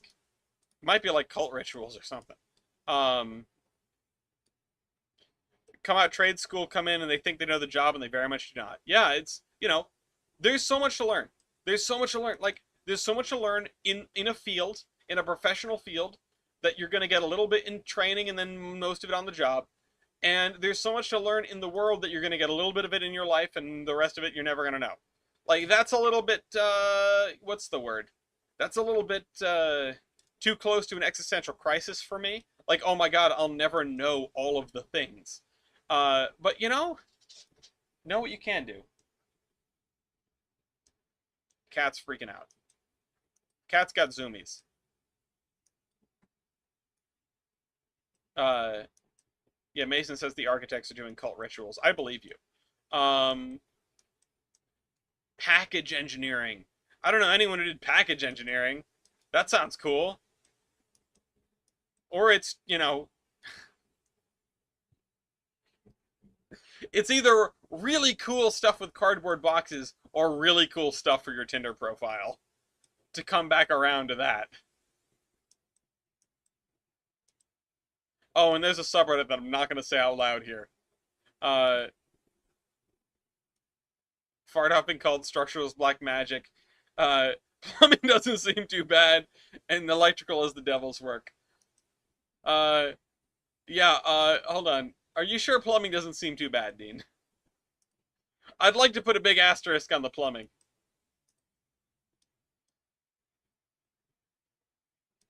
Plumbing is the only one of the above that directly involves poop. Uh,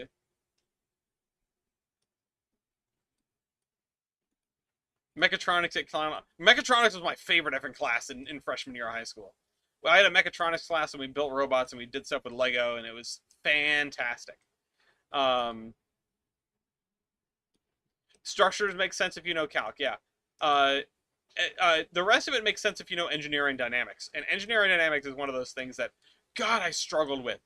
Engineering dynamics was one of the hardest classes that I had because I swear to God, I didn't understand a lick of it until like a week before the final, and then somehow it all clicked, and I felt like a god, and I passed that class, and I've forgotten every single little bit of it since then. Um,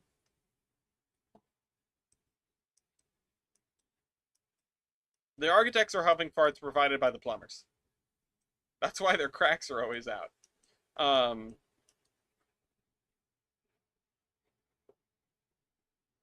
anyway, engineering dynamics is things that move. It's moving coordinate systems inside moving coordinate systems. Uh, Actually, what I should have said was, I don't know, I don't remember. But, you know, it's fascinating stuff. It is wild stuff. It is, you know, it's 30th century stuff.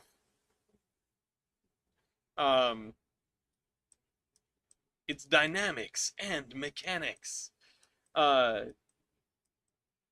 so much for ending early.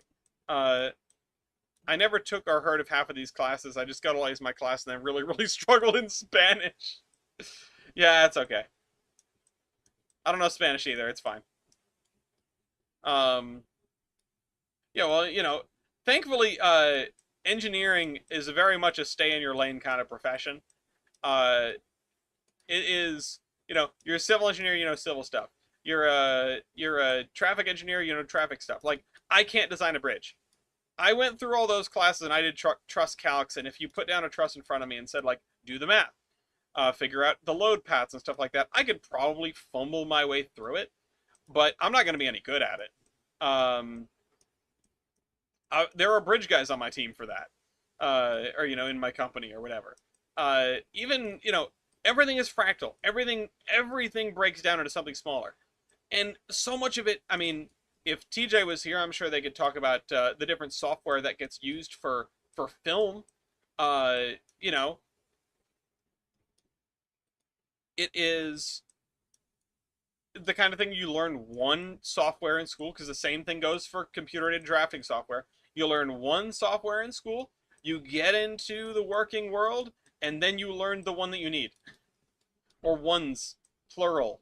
There are two major drafting softwares that are used for traffic and civil engineering in the United States by departments of transportation. They are MicroStation and AutoCAD. AutoCAD is used by Rhode Island, Massachusetts. MicroStation is used by everybody else. I learned AutoCAD in school. Uh, so, you know, MicroStation has evolved into Open Roads, which is a tremendous pain in my hide. Um, I don't like Open Roads at all. MicroStation in general has always felt like drawing with crayons to me. Venkman, what the hell was that? Hi, Venkman. Hi, Venkman. Venkman, are you hungry? Yeah, I know. Um, Engineering is learning just enough about the other field to go, oh, that's not good, and know who to call to fix it.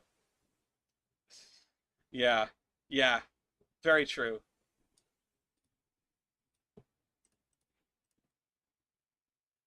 Why does MicroStation exist? Can we all agree AutoCAD is better? Unfortunately, like 48 major departments of transportation do not agree. If they did, oh man, life would be easier. Life could be dream. Life could be dream. But yeah, like as far as softwares that float around my office, AutoCAD and MicroStation. I know how to use both of them, kind of. I know how to use AutoCAD a lot more than I know how to use MicroStation. Give me MicroStation and I will stumble my way through it. Give me AutoCAD and I will make something pretty. Uh, I still don't know half of the commands in AutoCAD, but the fun thing about AutoCAD that I've always noticed is that if I'm doing something and I think, God, this is such an annoying process slash procedure to do this thing, I wish there was an easier way. 95% of the time, there's literally a command that just does the thing that I'm doing. Like, no, no sweat. It just, you press the, you type in the command and it does the thing. Um, so, there is that. MicroStation, I have no idea.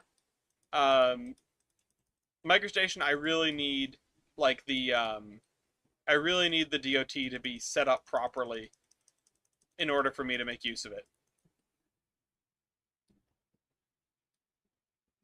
Uh, Bluebeam, I hate Bluebeam. Bluebeam is useful, still hate it. I like PDF Exchange because it's simpler. Uh, let's see. MDOT's MicroStation workspace. Yeah, like ConDOT has a MicroStation workspace, and it's so nice to use. Really, it is. Because RIDOT has like an AutoCAD workspace, and it doesn't work. I swear to God, it doesn't work. Um, Cabinet Vision. Yeah, the more specific a piece of software gets for a profession, the worse it gets. Because they realize they're the only fish in a little pond. They can charge whatever they want, and they can make it as bad as possible. And no one, you don't have another choice. Um, but like all the other CAD softwares, I got no idea what I'm doing. None, no idea. I mean, thankfully most of them are 3D CAD, so I will never have to know what I'm doing. Yes, we use ProjectWise. Kill me. I still ProjectWise is better than SharePoint.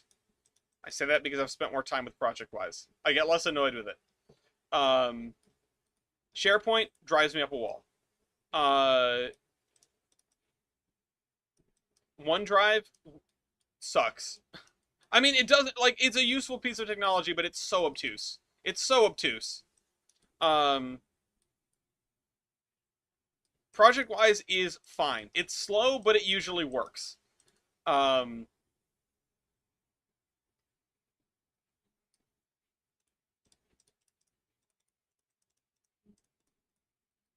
Anyway, uh, use Polyworks. Polyworks, I assume, is a 3D CAD software. That's what it sounds like. I have, like, 3D CAD softwares kicking around. Don't use them. Now, here's the thing that I wanted to get to, though. I do most of my traffic simulation in uh, a program called Synchro. Synchro is basically a really nice skin on a very fancy Excel spreadsheet. does basic calculations. It's very useful, but it's, it's a pretty limited tool, all things considered. You can definitely abuse it, like I abuse Trainz and Railroader and OpenTDD. That is a thing that I do on the regular. Um, but Synchro, no, not Synchro ERP. Synchro ERP is different than Synchro, the software. Synchro, the software, is made by a company called Trafficware. Um, or Cubic Trafficware. Now, it's, like I said, relatively speaking, pretty simple program. All of the fancy stuff is done in a different program called Vism. Vism is about 35 and a half times harder to learn. It's also 100% cooler because it's micro simulation. You get to see the vehicles moving around. You can simulate a whole day front to back with changes in traffic flow and dynamic this, and it's really neat. It's hard, to figure out. It's hard to learn. I don't really know how to use it. I have multiple times tried to learn how to use it, but what happens is, and this is what happens in the world of engineering. I am not the foremost expert on Vism in my office, in my team.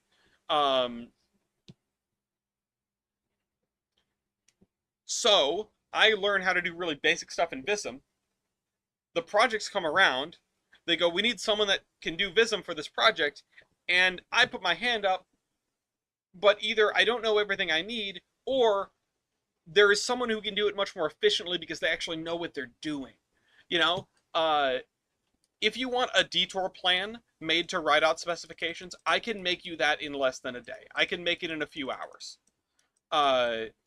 Even if I don't know the route ahead of time, I can make it in a few hours. And it'll look pretty, and it'll be on a piece of paper, and it'll print out, and you can show it to the DOT and be like, this is where the traffic's going to go, this is where the signs are going to go. What do you think?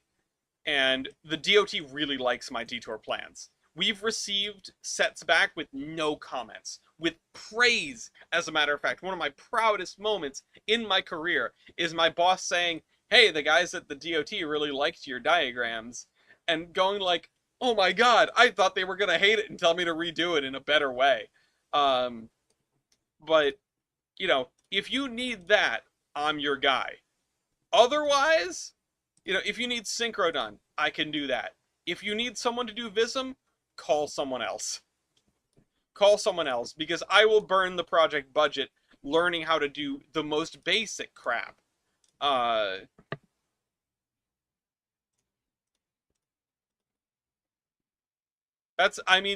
Humble brag. It's a brag. It's a brag. I'm extremely proud of it.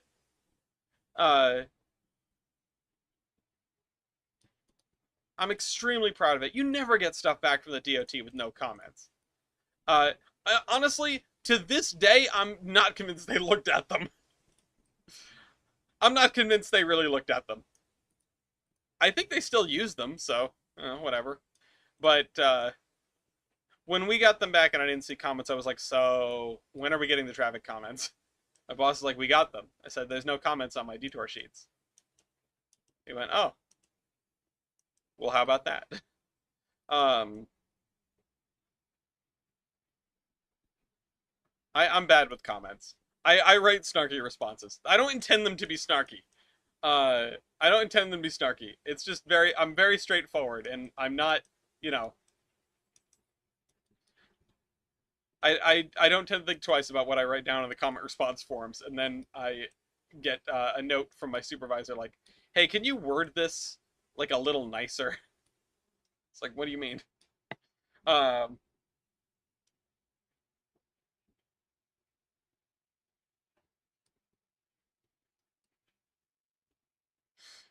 man. I'm sorry. I'm sorry. I am just very happy about that. There are lanes that I have. There are lanes that I have in my traffic team. There are things that I am good at. I make the Excel tools. I make the detour plans. I I'll do quantities, I'll do, traffic flow for single signalized intersections, which is what Synchro is best at. Um, I'll go and dig up and parse traffic data. Like that stuff I can do. Put me in front of a Vism thing, be like, yeah, we're gonna model this highway. You need to figure out the traffic flow on the highway. I am so lost. I'm instantly lost. I know nothing. I just stepped out of the crib. I, you know, More than once I've heard laughter from my boss's office, and then him or one of his cronies comes out and tells me, hey, the customer does read this, maybe worded a little differently. Uh, yeah. Although, Rydot got snarky with me. I gotta share this. Rydot got snarky with me a while back. And I still, like, I never followed up on this. I don't know how it went or how it got resolved or whatever. But I submitted a signal plan. Well, I didn't make the signal plan. I submitted the analysis for a traffic signal that is a TBD installation at the end of a highway ramp. The highway ramp is going to be brand new. The signal is going to be brand new. And so we're looking at the statewide traffic projections to figure out what the traffic is going to be on the cross street that it runs into, which is a very small road through like an industrial area. It's one lane in each direction. And I'm looking at the report that was put out with the project that we're working on. The report with the previous like numbers on it is based on the statewide like traffic forecast map. And it's like, okay, so this road is going to have like 700 vehicles north and 900 vehicles south, which is a lot for one lane in each direction through a traffic signal. It's like pushing the limit of what you can do with a traffic signal with one lane. And I was like, okay, whatever. These are the numbers that they have in the report that they put out that we're using for this project, that we're basing our analysis of this project on. Let me put it together. And so I put it together and I ran the simulation and I got the intersection to work all right, which, again, given the volume, was not really an easy thing to do. It doesn't work perfect, but it works because the projected volume using the highway ramp was pretty low. And when I say volume, I mean number of cars. Sorry. The clients read our timesheet comments? Oh my god. Most of my timesheets do not have comments. But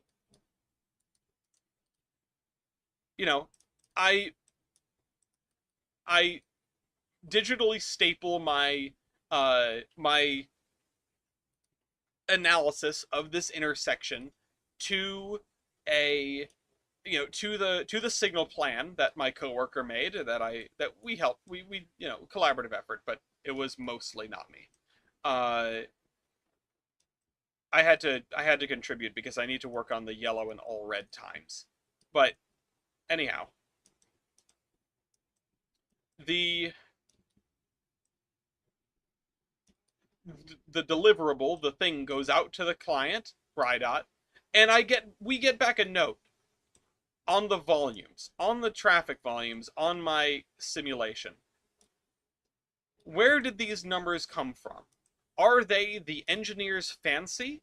Seems high. And I was mouth agape a little bit, because I was just like, what do they mean? Is it the engineer's fancy? First of all, what does that mean? Are they saying we don't trust you? Are they not saying like, hey, where do these numbers come from?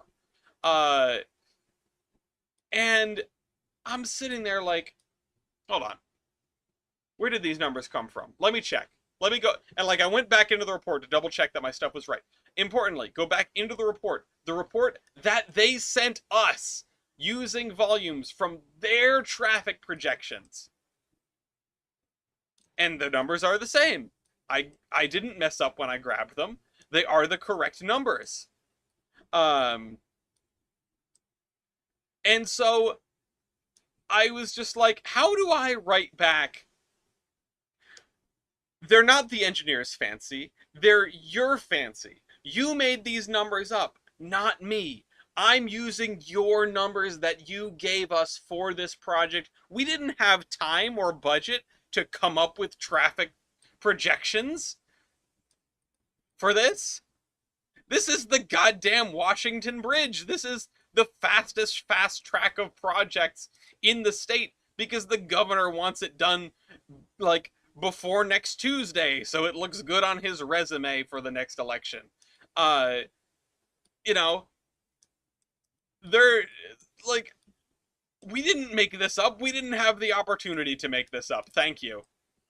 Uh Send them a screenshot of their document. I think my response to the comment was just simply like, we use the numbers from the statewide traffic projection as as shown in the basic, the BTC, the basic concept, the original concept that they gave us that we built stuff off of. Like, just like putting it as mildly as I can. These are your numbers, engineers fancy. But you know what? I'm not mad.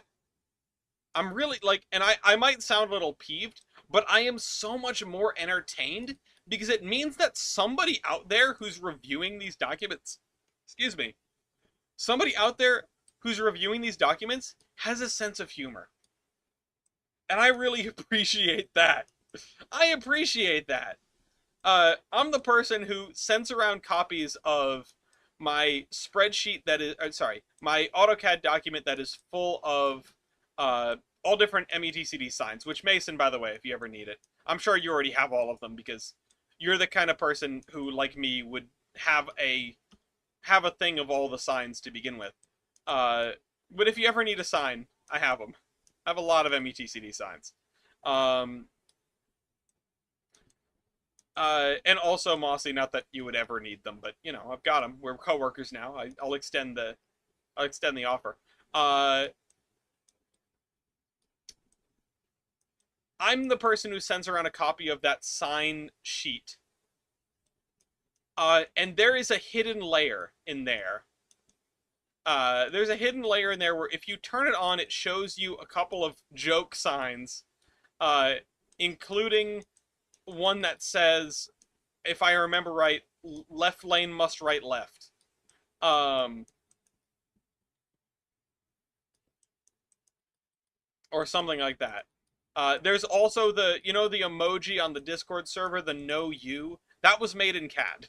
I have that sign in CAD.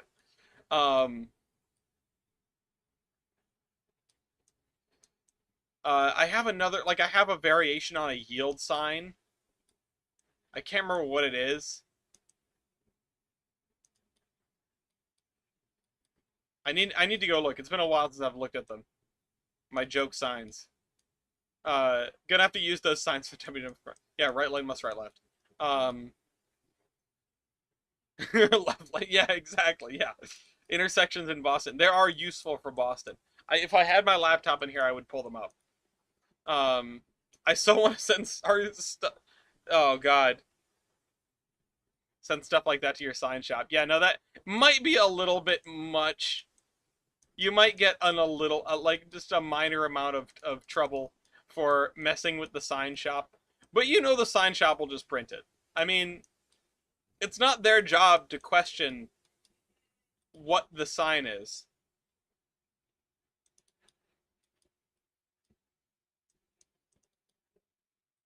Okay. I think we've done enough terrain for today. This has been fairly fruitful.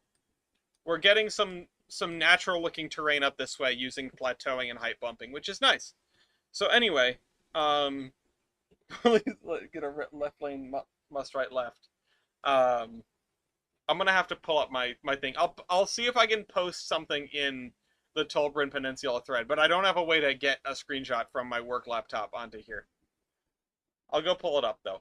Anyway, I hope you guys enjoyed this video. We ended up going a little bit later than expected, which is fine. I'm glad everyone had a good time tonight. Mossy, enjoy your new truck. Everyone else, take it easy. enjoy the beach or wherever. And the train will terminate at the station. That's not how I end this show. This is the Admiral signing off.